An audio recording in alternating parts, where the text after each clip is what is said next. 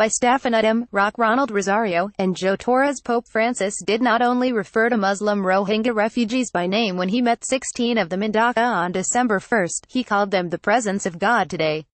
It was the first time the pontiff referred to the persecuted minority by word in the wake of criticisms that he has been avoiding the use of the term during his visit to Myanmar early this week. Pope Francis shook hands and prayed with 16 Rohingya refugees, 12 men, 3 women, and a child, who traveled from the southern Bangladeshi city of Cox's Bazar, during an interreligious and ecumenical meeting for peace at the residence of the Dhaka Archbishop December 1.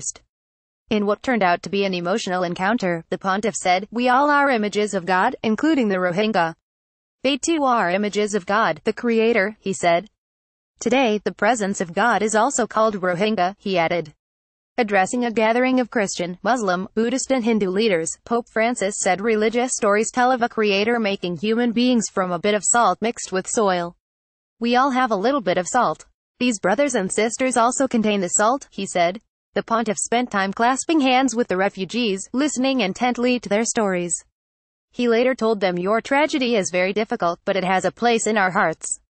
In the name of all those who have persecuted you, who have harmed you, in the face of the world's indifference, I ask for your forgiveness," Pope Francis told them.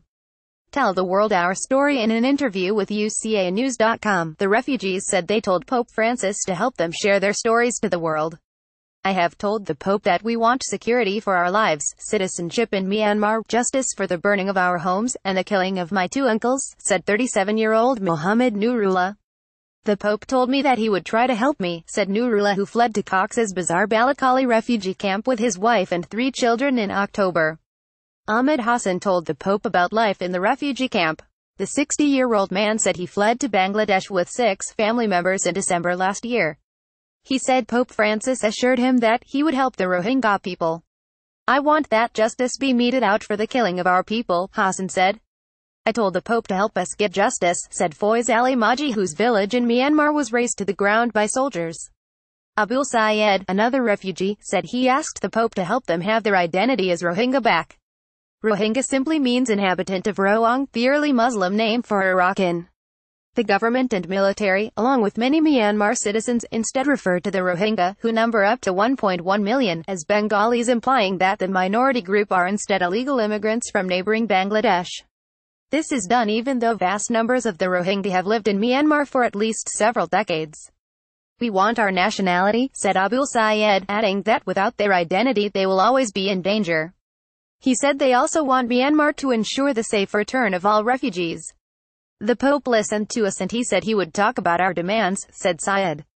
A young Rohingya woman said she does not know if Pope Francis would be able to help them, adding that many people have already talked to them, but we continue to suffer every day. Pope reiterates appeal for help. The pontiff urged religious leaders present at the gathering to keep helping the Rohingya people and show the world what its selfishness is doing to the image of God. "Let's continue working so their rights are recognized. Let's not close our hearts. Let's not look away," he said. In his prepared speech during the interfaith meeting, the pontiff called on the religious leaders to reach out to others to promote respect for human rights and peace.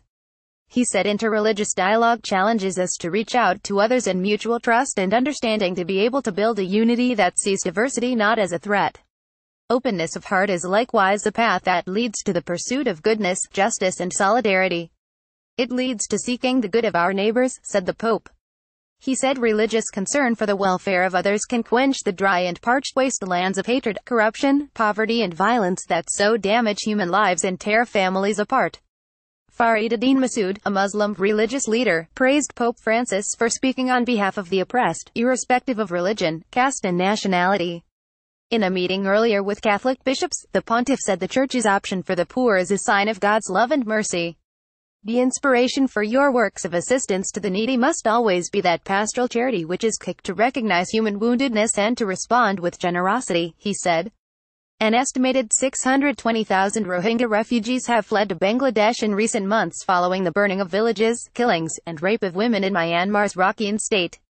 Did you find this article informative? Please consider contributing to Eurasia Review, as we are truly independent and do not receive financial support from any institution, corporation or organization.